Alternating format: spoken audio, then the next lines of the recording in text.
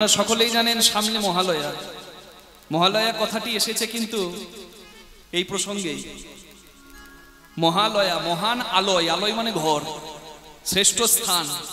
এর থেকে শ্রেষ্ঠ স্থান আর হতে পারে না। শ্রেষ্ঠ স্থানটি কি?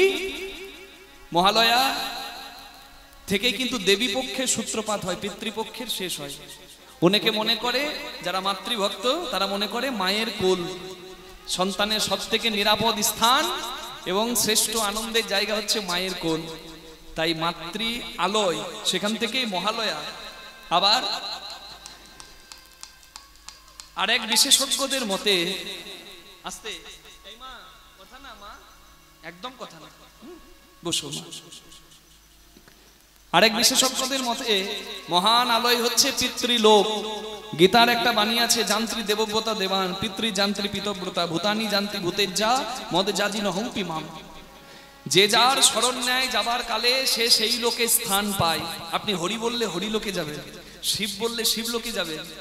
আর আপনি পিতৃ স্মরণ করলেন, পূর্বপুরুষ স্মরণ করলে পূর্বপুরুষদের আশীর্বাদে আপনারও সদ্গমন হবে। নিতাই গৌর প্রেমানন্দে হরি হরি বল। এই জন্য একজন গবেষক মেনন তিনি বলেছেন, যখন মহালয়ার পবিত্র লগ্নে মানুষ তর্পণ করে পূর্বপুরুষদের উদ্দেশ্যে, তিল জল অন্ন আদি দিয়ে তর্পণ করে, তখন পূর্বপুরুষদের সঙ্গে পরবর্তী প্রজন্মের মানে পূর্বপুরুষ এবং উত্তর পুরুষদের একটা মেলবন্ধন হয়, বংশের নাম উজ্জ্বল হয়। এই জন্য মহালয়ার দিনে তর্পণ করা হয়। কি না, পিতৃপুরুষদের উদ্দেশ্যে কৃতজ্ঞতা নিবেদন। আমরা জন্ম নিয়ে ঋণী, কাদের কাছে ঋণী? মাতৃঋণ, পিতৃঋণ, দেবঋণ মানে দেবতাদের কাছে ঋণ করেছি। মাতৃঋণ মায়ের কাছে ঋণী, পিতৃঋণ পিতার কাছে ঋণী, দেবঋণ দেবতাদের কাছে ঋণী, দেব দেবীদের কাছে ঋণী, মুনি ঋষিদের কাছে ঋণী। কারণ সবাই দেখুন প্রত্যেকের একটা করে গোত্র আছে, আর এই গোত্রগুলো থেকে আমরা বুঝতে পারি আমাদের জন্ম মুনি ঋষিদের থেকে। গোত্রগুলো হচ্ছে পরিচয়। প্রত্যেকটি গোত্র বিভিন্ন মুনিদের নাম অনুসারে হয়েছে। কারোর কাশ্যপ গোত্র, কেউ শাণ্ডিল্য গোত্র, কেউ ভরদ্রাজ গোত্র। হরি বল। তার মানে সেই মুনি ঋষিদের কাছে ঋণী, ধরিত্রী মায়ের কাছে ঋণী। এই পঞ্চ ঋণ প্রধান।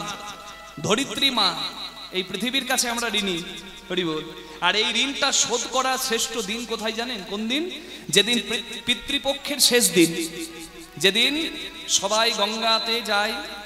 গঙ্গা যদি কেউ যেতে না পারে, তাহলে সে যে কোনো বড় নদী জলাশয় সেখানে গিয়ে দাঁড়িয়ে পিতৃপুরুষদের উদ্দেশ্যে বা যে পঞ্চ ঋণে মানুষ জর্জরিত সেই ঋণ থেকে মুক্তি পাওয়ার জন্য মানুষ তর্পণ করে। রাধে রাধে। মহাভারতের বীর কর্ণ, যিনি দানবীর, তার মতো বীর আর কে আছে? তিন রকমের বীর, কর্মবীর, মল্লবীর, দানবীর। কর্মবীর যিনি কর্মে বীর হন, মল্লবীর যিনি যুদ্ধে বীর হন, আর ধর্মবীর দানবীর যিনি দান দিয়ে বীর হন। দানবীর কর্ণ, তার থেকে দানি আর কে হতে পারে? যিনি কবচ কুণ্ডল দান করে দিলেন। ভগবান পরীক্ষা নিতে এসেছেন। হরি বল। কি চাই না, তোমার সন্তান বৃষকেতু তার মাংস খেতে চায়। হরি বল। তাকে কেটে তার মাংস রান্না করো। স্ত্রী মাংস রান্না করে দিলেন, সন্তানের মাংস বৃষকেতু, সেই মাংস ভক্ষণ করলেন কর্ণ। কিন্তু পরক্ষণেই ভগবত কৃপায় দেখতে পেলেন তার ছেলে হাঁটতে হাঁটতে ছুটতে ছুটতে আসছে পিতা পিতা পিতা পিতা বলে বাবার কোলে। অর্থাৎ ভগবান বুঝিয়ে দিলেন কর্ণের দ্বারা যে ভগবানকে উদ্দেশ্য করে কেউ যদি সৎভাবে সরল মনে কেউ ছপে দেয়, ভগবান কারো ঋণ রাখে না, ভগবান তাকে কৃপা করে। নিতাই গৌর প্রেমানন্দে হরি বল। সেই কর্ণ যখন স্বর্গে গেলেন, স্বর্গে তাকে খেতে দেওয়া হচ্ছে কি জানেন? সোনা দানা মণি মুক্তা। কর্ণ ইন্দ্রদেবকে জিজ্ঞাসা করছেন স্বর্গধামে, এগুলো কেউ খায়? সোনা দানা মণি মুক্তা কেউ খায়? এগুলো কেন আমি আহার রূপে পাচ্ছি? বলে, কর্ণ তুমি দানবীর, তুমি জগৎকে দান করেছো, কিন্তু তুমি পিতৃপুরুষকে বা পূর্বপুরুষকে তিল জল দান পর্যন্ত করনি। রাধে রাধে। তাই তুমি আজকে আহার থেকে বঞ্চিত। বলে আমি কি করে জানবো যে পূর্বপুরুষকে বা পিতৃপুরুষকে দান করতে হয়? কারণ আমি আমার পূর্বপুরুষের সন্ধান পাই কুরুক্ষেত্রে যুদ্ধের আগের দিন, যেদিন মা কুন্তী আমার কাছে এসে বলে তুমি আমার পুত্র কর্ণ। তারপরের দিন থেকেই তো কুরুক্ষেত্রে যুদ্ধ। আমাকে নিজের ভাইয়ের হাতে মরতে হলো। আমার সময় ছিল যে আমি পূর্বপুরুষদের উদ্দেশ্যে তর্পণ করব, আমি তো সময়ই পাইনি। এখন আপনি বলুন উপায়। ইন্দ্রদেব দেখলেন হ্যাঁ ঠিক, কর্ণ তো সময়ই পাইনি, কর্ণ তো জানতোই না তার পূর্বপুরুষকে, তার পিতৃপুরুষকে। তাই কর্ণকে 15টা দিন সময় দেওয়া হলো পুনরায় স্বর্গ থেকে মর্তে ফিরে আসার জন্য। কর্ণ 15 দিনের জন্য মর্তে ফিরে এলো। আর এই 15টা দিনকেই বলা হয় পিতৃপক্ষ। 15টা দিন, হ্যাঁ হরি বল। প্রতিপদ থেকে শুরু করে অমাবস্যা পর্যন্ত এই যে 15টা দিন কর্ণ এই মাটিতে থেকে, এই ধরিত্রীতে থেকে পিতৃ তর্পণ করলেন, পূর্বপুরুষদের উদ্দেশ্যে তর্পণ করলেন, তিল জল অন্ন আদি তর্পণে নিবেদন করলেন এবং কর্ণ উদ্ধার পেয়ে স্বর্গে গেলেন। হরি বল। তাহলে দেখুন কর্ম মানুষের কত প্রয়োজনীয়। কর্ণ স্বর্গে গেল এবং কর্ণই হলো প্রথম পুরুষ যাকে বলা হয় প্রথম তর্পণ করার প্রথম উত্তর পুরুষ। রাধে রাধে। তার মানে এর থেকে আমরা কি শিক্ষা পাই? আপনারা যদি কেউ গয়া যান, এই পিতৃপক্ষ শুরু হয়ে গেছে মা, আমরা কিন্তু পিতৃপক্ষেই দাঁড়িয়ে আছি। 17ই সেপ্টেম্বর থেকে শুরু হয়ে গেছে। হরি বল। এই মহালয়ার দিন পর্যন্ত যে পিতৃপক্ষ, এই পিতৃপক্ষে গয়াতে মেলা বসে এবং দেখবেন ভিড়। কারণ এই সারা 15 দিন জুড়ে সবাই তর্পণ করে পূর্বপুরুষদের উদ্দেশ্যে, সবাই তর্পণ করে, তিল জল অন্ন আদি দান করে।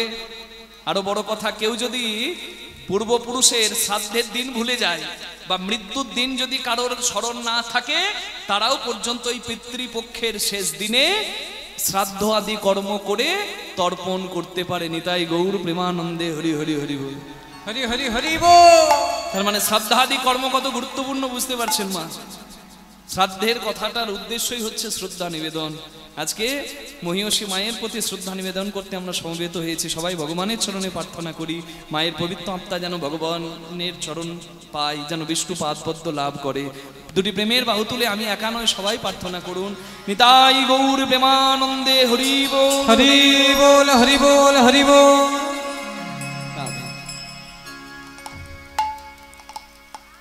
কলিযুগ পাবন অবতার শ্রী চৈতন্য মহাপ্রভু, কলিযুগের নামদাতা প্রেমদাতা চৈতন্য দাতা, যিনি সন্ন্যাসী হয়ে জীব উদ্ধারিতে এবং রাধারানীর বিরহ ব্যথা বা বৈরাগ্য ধর্ম পালন করতে নীলাচলে গেলেন।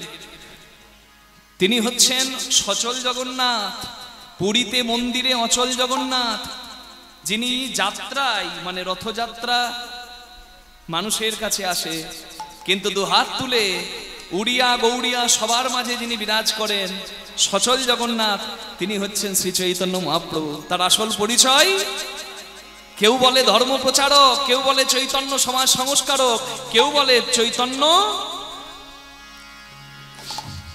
যুগাবতার, কিন্তু তার আসল পরিচয় কি জানেন? তিনি ভক্তের নয়নে সাক্ষাৎ ভগবান।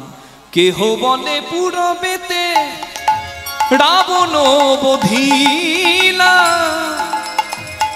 গোলক বৈভব লীলা প্রকাশে করিলা। ওই গোলক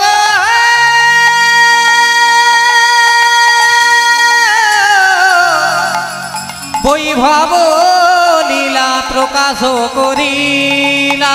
ওই গোলক বৈভব লীলা প্রকাশ করিলা। শ্রীরাধিকার ভাবে গোড়ায় অবতার, শ্রীরাধিকার ভাবে রে আমার গোড়ায় অবতার। হরে কৃষ্ণ নাম গোড়া করিলেন প্রচার, হরে কৃষ্ণ নাম গোড়া করিলেন প্রচার। প্রভু জীবে পড়াতে ধরা এলো, করি জীবিত রাতে ধরা এলো, ওই না মধুর হরির নাম লয়ে। জীবিত রাতে ধরা এলো, মধুর হরি নাম লয়ে। একবার হরি বল বলে, মধুর হরি নাম লয়ে। বল হরি বল বলে, মধুর হরি নাম লয়ে। হরি বল বলে, মধুর হরি নাম লয়ে। প্রভু জীবিত রাতে ধরা এলো, হরে কৃষ্ণ নামে গোরা করিলেন প্রচার। অশ্বমেধ, নরমেধ, গোমেধ যজ্ঞের কোনো প্রয়োজন কলিকালে নাই। অশ্বমেধ যজ্ঞে একটা ঘোড়াকে বলিদান করা হতো, গোমেধ যজ্ঞে একটা ধেনু নিবেদন করা হতো, আর নরমেধ যজ্ঞে মানুষকে পর্যন্ত বলিদান করা হতো। কিন্তু তখনকার মুনি ঋষিদের এতটা সাধনা ছিল, যা বলিদান করা হতো তাকে আবার পুনরায় উজ্জীবিত করা যেত, মানে বাঁচিয়ে দেওয়া যেত। কিন্তু সত্যি করে বুকে হাত দিয়ে বলুন, যারা হরিনামের আসরে এসেছেন, আমি যদি কারোর প্রাণ নিই, তার প্রাণ ফিরিয়ে দেওয়ার ক্ষমতা আমার আছে? আমি তো একজন ব্রাহ্মণ সন্তান, আমার তো নাই মা। আমি জানি না জগতে কোন ব্রাহ্মণের আছে। তাহলে যেখানে আমার সাধনা নাই, যে আমি সমর্পিত বস্তুকে পুনরায় ভগবত কৃপায় আবার উজ্জীবিত করতে পারি, সেখানে আমার প্রাণ নেবার অধিকারও নাই। তাই চৈতন্য মহাপ্রভু ভালো করে জানতেন, তিনি হচ্ছেন পণ্ডিত। অনেকে তাকে ভগবান বলে মানে না, ভক্তরা তাকে মানে। কিন্তু এটা তো সবাইকে মানতে হবে, নিমাই পণ্ডিত শ্রেষ্ঠ পণ্ডিত। সেই চৈতন্য মহাপ্রভু বলেছেন, কলিকালে অশ্বমেধ, গোমেধ, নরমেধ যজ্ঞের প্রয়োজন নেই। কলিকালে কি যজ্ঞ হবে? আমরা যজ্ঞ বলতে বুঝি আগুন জ্বলবে, কাঠ পুড়বে, ঘি দেওয়া হবে, আর দাও দাও করে আগুন জ্বলে যজ্ঞে আহুতি দেওয়া হবে। চৈতন্য মহাপ্রভু বললেন, এটাই শুধু যজ্ঞ নয়, কলিকালে এমন একটা যজ্ঞ চৈতন্য মহাপ্রভু উপহার দিলেন, যে যজ্ঞে আগুন জ্বলবে না, কাঠ পুড়বে না, ঘি পুড়বে না, তবুও যজ্ঞ হবে। যেমন আপনাদের এই লোচনপুরে হয়, কি যজ্ঞ বলুন তো?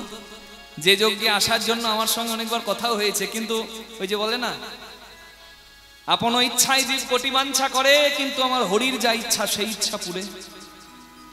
আমি আসবো বললেও হবে না, আর আমাকে আনবো বললেও হবে না, যদি না সংযোগটা আমার ঠাকুর চাই। নিতাই গৌর হরি বল। আজ প্রভু চেয়েছেন আপনাদের চরণ সেবা করার সৌভাগ্য, তাই আমি পেয়েছি। নিতাই গৌর প্রেমানন্দে হরি বল। তাহলে দেখুন,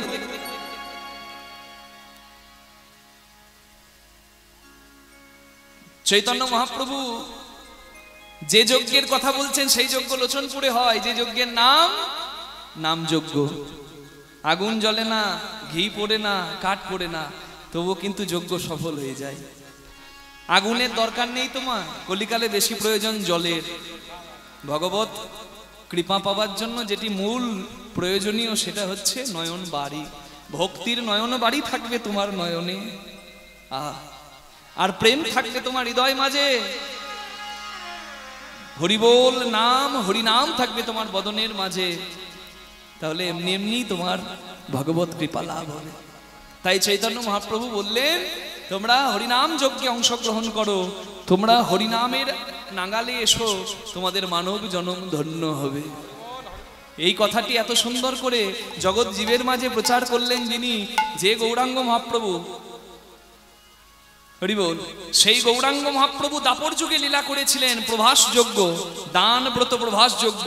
আর সেই যুগেই, সেই প্রভাস যজ্ঞে ভগবান কৃষ্ণচন্দ্র বলেছিলেন, হরিনাম যজ্ঞ কলিকালে শ্রেষ্ঠ যজ্ঞ হবে, যেখানে ভিক্ষা করেও নাম যজ্ঞের আয়োজন হবে।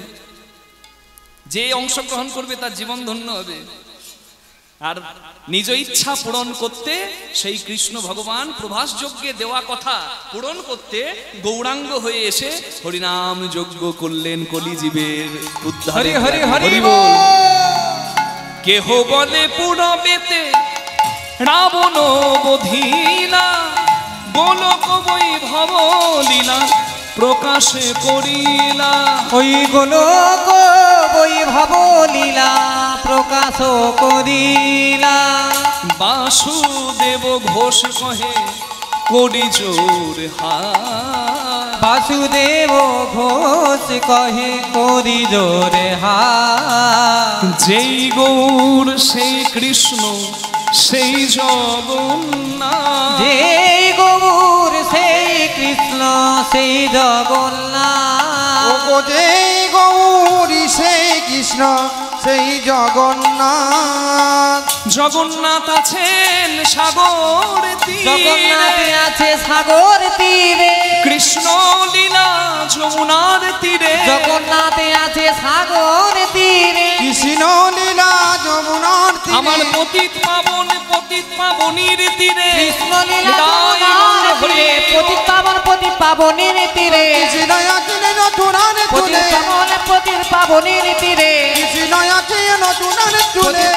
পতিত পাবনীর তীরে, কৃষ্ণ লীলা যমুনার তীরে। যেই গৌর সেই কৃষ্ণ সেই জগন্নাথ। আজকে আমরা শুনবো এই যজ্ঞে হরিনামের আঙিনায় এসে ভগবান শ্রীকৃষ্ণের দানব্রত যজ্ঞ বা প্রভাস যজ্ঞ লীলার কথা। হরি বল।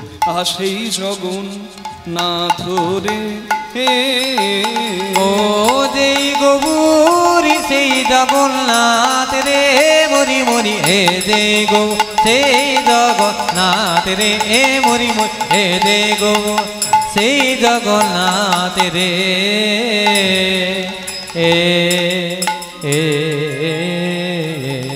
জয় জয় নিতাই গৌর প্রেমানন্দে হরি বল হরি হরি বল হরি বল হরি বল। চলুন সবাই মিলে আমরা রাধারানীর নাম করে কৃষ্ণ চরণে মনটিকে রেখে ভগবানের কথা শুনি। কুতশ্চিৎ কারণত যস্য বিদুরেস্ত ভবেৎ পতি, তদ অসঙ্গম দুঃখ বার্তা ভবেৎ প্রসিত ভর্তিকা। মাথুর লীলা বা মাথুর বিরহের পরিণতি হচ্ছে প্রভাস লীলা বা প্রভাস যোগ্য লীলা। রাধে। আজকে আমরা বিরহ শুনবো এবং বিরহের শেষে আমার গোবিন্দ প্রাপ্তির কথা শুনবো। ভগবান কেন যজ্ঞ করেছিলেন, ভগবানের শ্রেষ্ঠ ভক্ত কে, কি দিয়ে ভগবানকে সে পেল। আজকে আমরা শুনবো ভগবানের দুই মা দেবকী মা যশোদা মা, কিন্তু কোন মা শ্রেষ্ঠ জায়গা পেল। আজকে প্রভাস যজ্ঞ লীলা বা দানব্রত যজ্ঞ লীলায় আজকে ভক্ত ভগবানের পূর্ণ মহামিলনের কথা আমরা শুনবো। প্রথমে বিরহ, বিরহের পরে যে করে আস তারপরই সর্বনাশ, তথাপি যে না ছাড়ে মোর আস আমি হই তার দাসানুদাস। ভগবানকে ভালোবাসলে জ্বালা বেড়ে যাবে। রাধে রাধে। হ্যাঁ, তবে শেষে ভগবত প্রাপ্তি সব থেকে আনন্দময় হবে, তার থেকে আনন্দের আর কিছু নয়। তাই কষ্ট না করলে কেষ্ট পাওয়া যায় না বলে। রাধে। আজকে শুনবো ভগবানের শ্রেষ্ঠ ভক্ত কে বা কারা, কি দিয়ে তারা ভগবান পেল। ব্রজের কথা, আজকে দ্বারকার কথা শুনবো আমরা লীলার মাঝে। চলুন সবাই মিলে রাধারানীর নাম গাইতে গাইতে কৃষ্ণ চরণে মন রেখে আমরা একটু কৃষ্ণ কথা শুনি। সবাই বলুন রাধারানী কি জয়, শ্যাম সুন্দর কি জয়, বৃন্দাবন ধাম কি জয়, নিজ নিজ গুরু মহারাজ की জয়। तेरे लिए मैं आया रे वृंदावन श्री धाम में, तेरे लिए मैं तेरे लिए मैं तेरे लिए मैं तेरे लिए मैं तेरे लिए मैं आया रे वृंदावन श्री धाम में। तेरे लिए मैं आया रे वृंदावन श्री धाम में। तेरे लिए मैं तेरे लिए मैं तेरे लिए मैं आया रे वृंदावन श्री धाम में।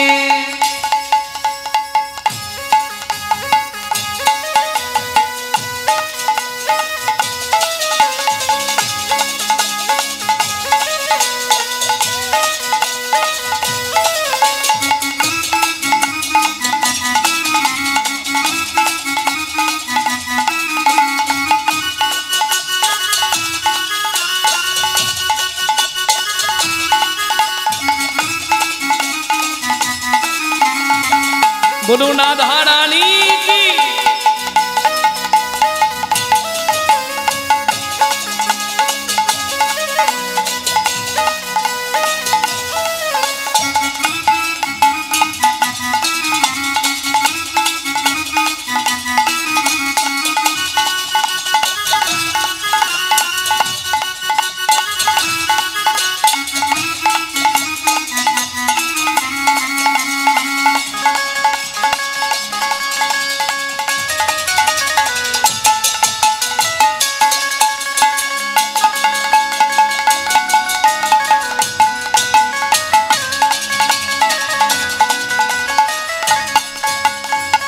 तू तो है वृषभानु दुलारी, तू तो है मोहन प्यारी, तू तो है वृषभानु दुलारी, तू तो है मेरो मोहन प्यारी, तू तो है विषभानु दुलारी, तू तो है मोहन की प्यारी।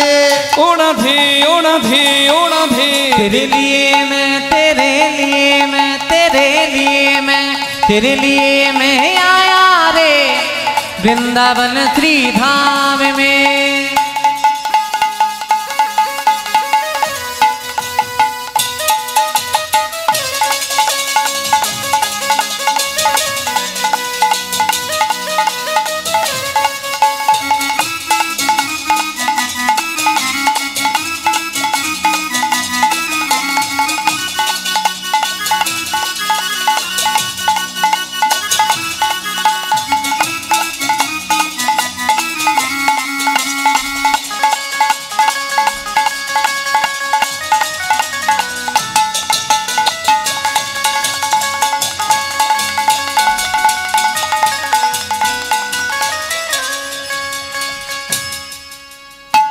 तेरे लिए श्याम रास रचावे, तेरे लिए श्याम मुरली, तेरे लिए श्याम रास रचावे, तेरे लिए श्याम मुरली बजावे। ओ तेरे लिए श्याम रास रचावे, तेरे लिए श्याम मुरली ओ बजावे। तेरे लिए समय राशि रचाओ, तेरे लिए समय मुरली बजाओ। ओ राधे ओ राधे ओ राधे। तेरे लिए मैं, तेरे लिए मैं, तेरे लिए मैं, तेरे लिए मैं आया रे वृंदावन श्री धाम में। तेरे लिए समय आया रे वृंदावन श्री धाम में। बोलो राधे राधे। क्यों बोले ना, राधे राधे। क्यों बोले ना, राधे राधे। क्यों बोले ना। মাথা খারাপ হয়ে গেছে। আমি বলছি রাধে রাধে আর পেছন থেকে বলছে কেউ বলে না, মানে আপনারা বলছেন কিন্তু ও শুনতে পাচ্ছে না, বয়স বাড়ছে তো কানে কম শুনছে। একটু জোরে বলে দেবেন মা, একটু কষ্ট হবে। হ্যাঁ, হাত দুটি তুলে, হাতে কাম মুখে নাম, একটু করা যাবে কি?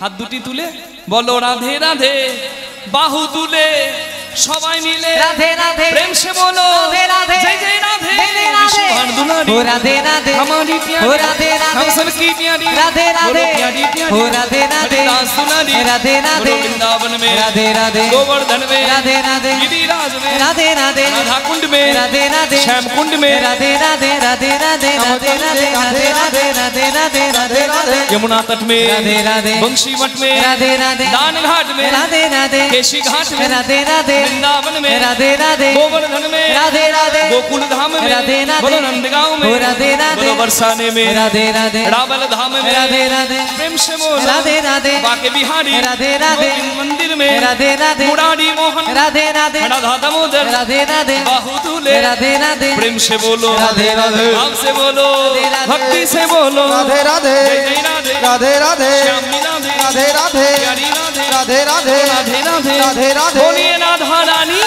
की। तेरे लिए मैं आया रे वृंदावन श्री धाम में। तेरे लिए मैं आया रे वृंदावन श्री धाम में।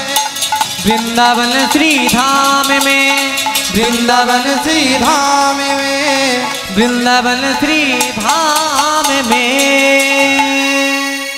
সবাই বলুন রাধা রানী কি জয়, শ্যাম সুন্দর কি জয়, বৃন্দাবন ধাম কি জয়, নিজ নিজ গুরু মহারাজ কি জয়।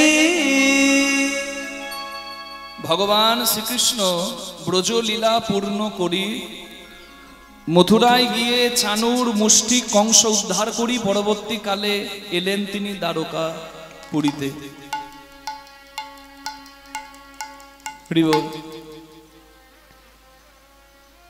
সমুদ্রের কাছে এক খণ্ড ভূমি ভিক্ষা চান ভগবান। সমুদ্রের ভেতর থেকে এক খণ্ড ভূমি ওঠে, যে ভূমিটি এখন নেই। ভগবান কৃষ্ণের লীলা সংবরণের পর যে ভূমি সাগরের তলায় চলে গেছে, যে ভূমিতে ছিল ভগবান শ্রীকৃষ্ণের ঐশ্বর্যের পুরী, বিশ্বকর্মা যে মাটিতে নির্মাণ করে দিয়েছিলেন ভগবানের ঐশ্বর্যের পুরী, যে ঐশ্বর্যের পুরীর নাম হচ্ছে দ্বারকা পুরী। হরি বল। ভগবান সবসময় ধরিত্রীকে বড় করেছেন, বসুন্ধরাকে বড় করেছেন। কারণ আপনারা জানেন হিরণ্যকশিপু একজন অসুর, যাকে ভগবান নৃসিংহ রূপে বধ করেছিলেন বক্ষ বিদীর্ণ করে। বাচ্চাগুলো কার? মায়েরা বাচ্চাগুলোকে একটু নিয়ে কাছে বসুন। হ্যাঁ, বসে পড়ো।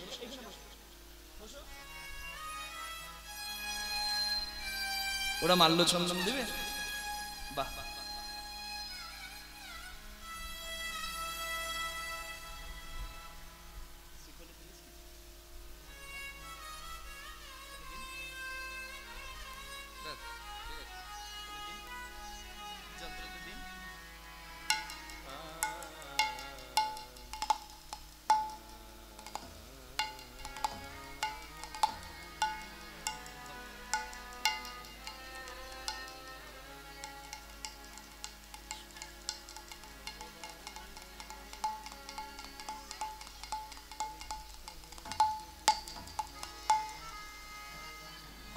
রাধে। হরে কৃষ্ণ। ভগবান যেদিন হিরণ্যকশিপুকে বধ করেন,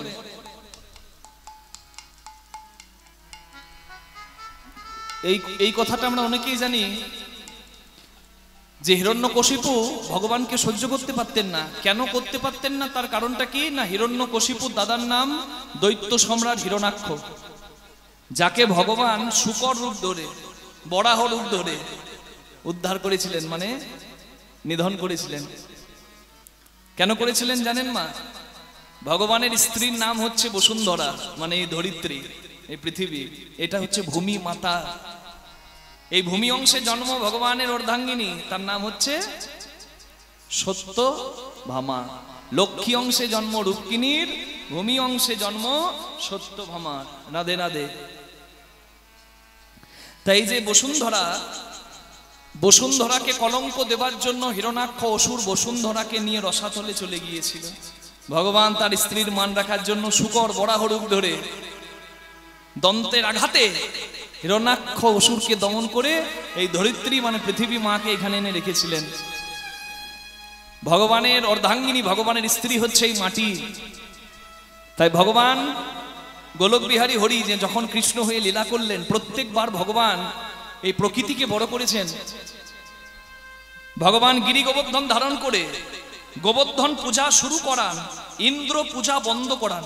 দেবরাজ ইন্দ্র বলে, ইন্দ্র ঝড় বৃষ্টি দেয় না, বৃষ্টি দেয় কে? হিমালয় পাহাড় আছে বলে আমাদের জলবায়ু এত সুন্দর, ভারত এত সুন্দর। তাহলে হিমালয়কে পূজা করো, হরি বল। আর বৃন্দাবনের মঙ্গল করছে গোবর্ধন পর্বত, তাই ব্রজবাসীকে বলেন যে তোমরা গোবর্ধন পূজা করো। শুধু তাই নয়, যখন সমুদ্রের কাছে ভগবান গিয়ে দাঁড়ালেন, যখন মথুরায় 17 বার পরপর কংসের শ্বশুর জরাসন্ধ আক্রমণ করে, ভগবান তিনি জরাসন্ধের সঙ্গে শেষবার যুদ্ধ না করে পাহাড়ের ওপর উঠে পড়েন।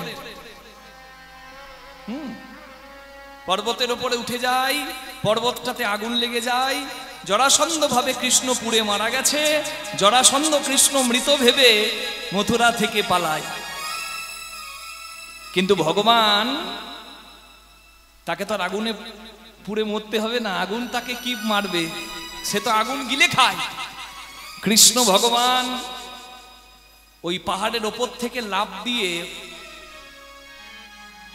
কাল যবন উদ্ধার করে সমুদ্রের কাছে এলেন। আর সমুদ্রের কাছে এসে ভগবান চিন্তা করছেন, জরাসন্ধ কংসের শ্বশুর, আমি কংস মেরেছি, আমার মামা কংসকে মেরেছি বলে তার শ্বশুর জরাসন্ধের আমার প্রতি এত রাগ, আমার প্রতি প্রতিশোধ নিতে আমার মথুরার যদি সর্বনাশ করে। তাই কৃষ্ণ একটি সুরক্ষিত জায়গা চাইলেন। ভগবান লীলা করতে সমুদ্রের কাছে ভিক্ষা চাইলেন, প্রবসন পর্বত থেকে সমুদ্রের কাছে এসে ভিক্ষা চাইলেন যে তুমি ভূমি দান করো, সুরক্ষিত ভূমি যেখানে আমার রাজপুরী হবে। সমুদ্রের ভেতর থেকে মাটি উঠলো। দেখুন ভগবান গোবর্ধন পর্বতকে বড় করলেন, সমুদ্রকে বড় করলেন। এই সবই কিন্তু পাহাড় বলুন, নদী বলুন, সমুদ্র বলুন, সবই কিন্তু প্রকৃতি। ভগবান বারবার প্রকৃতিকে বড় করেছেন, নিজে হাত জোড় করেছেন প্রকৃতির কাছে। আর সেই প্রকৃতিকে যদি আমরা সম্মান না করি, শ্রদ্ধা না করি, আমরা যদি ভালোবাসতে না পারি, আমাদেরও কিন্তু ধ্বংস খুব চোখের সামনে। দেখলেন এই কটা দিন এত বৃষ্টি হলো, জানি না আপনাদের এখানে হয়েছে কিনা, নিশ্চয়ই হয়েছে। পরপর 4 দিন তাকিয়ে দেখুন মেদিনীপুরে নদীর বাঁধ ভেঙে পাঁশকুড়া এবং বিভিন্ন বিস্তর অঞ্চলে জলের এত বেগ, মানুষ সেখানে কত কষ্ট পাচ্ছে।